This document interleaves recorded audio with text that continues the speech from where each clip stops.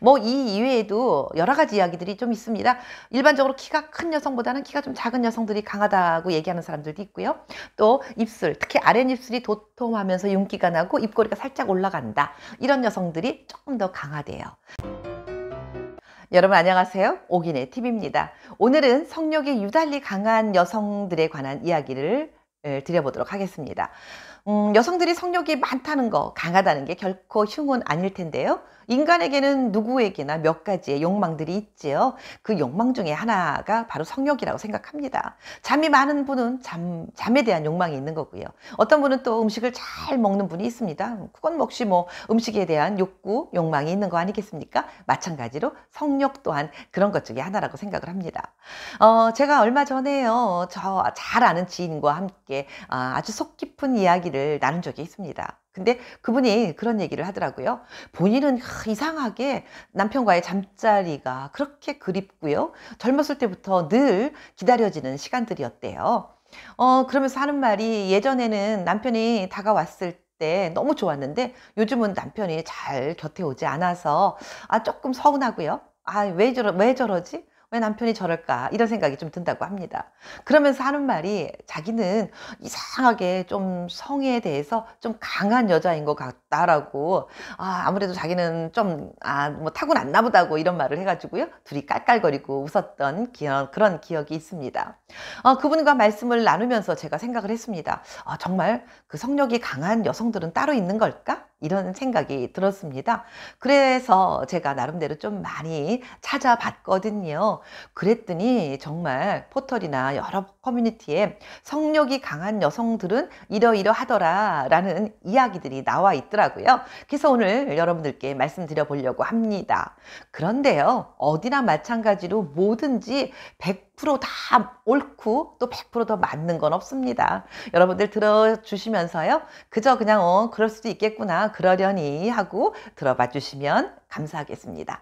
네, 성욕에 유달리 강한 여성들, 첫 번째, 들어가기 전에 여러분들 구독과 좋아요 한 번씩 눌러주시면 영광이겠습니다.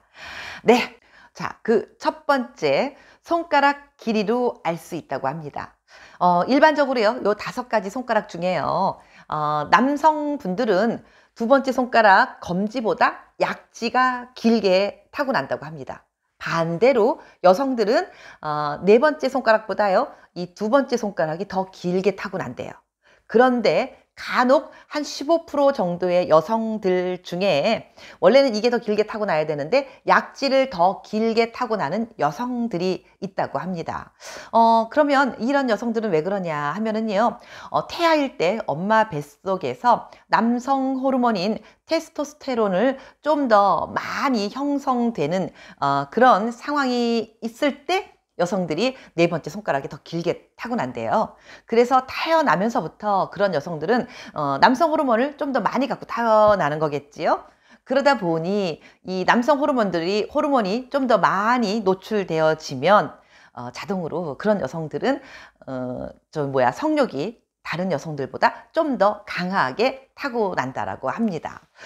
이 이론은 실제로 뭐 심리학이나 뭐 다른 데서 많이 이론화되어지고 많이들 그렇다라고 알고 있는 그런 이론이라고 하더라고요. 그리고 뭐 두 번째, 네 번째 손가락 길이 뭐 이걸 떠나서 전반적으로 손가락 길이가 조금 긴 여성들이 성욕이 조금 더 강하게 타고난다고 합니다. 네, 다음은 두 번째입니다. 두 번째는 식욕이 좀 더 왕성한 여자들이 성욕이 조금 더 많다고 하네요.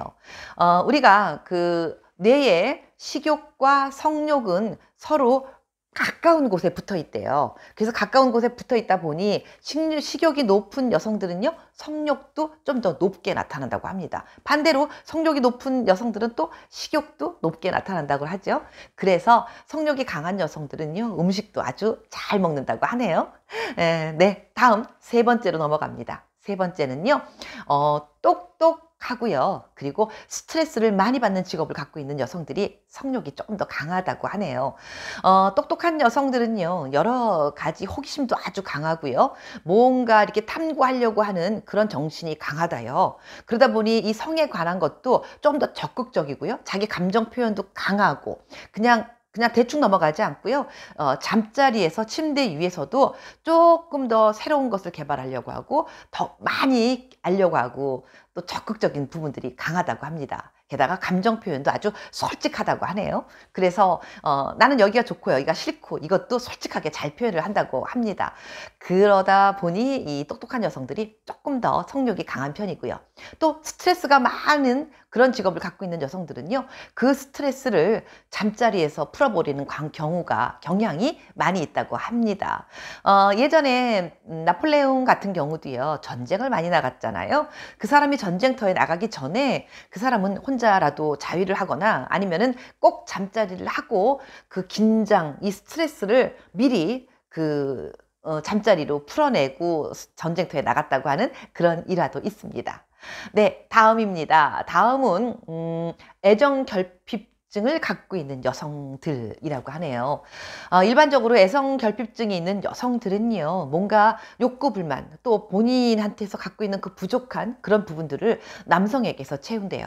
그리고 남성을 만나면 조금 더 쉽게 자신의 몸을 허락하는 경향이 있다고 합니다. 그리고 불안하고 욕구가 막 부족하고 이런 여성들, 아무리 밥을 많이 먹어도 허한 것 같고 배고픈 것 같고 이런 마음들을 남성과 만나서 성욕으로 채워주는 경향이 있다고 합니다.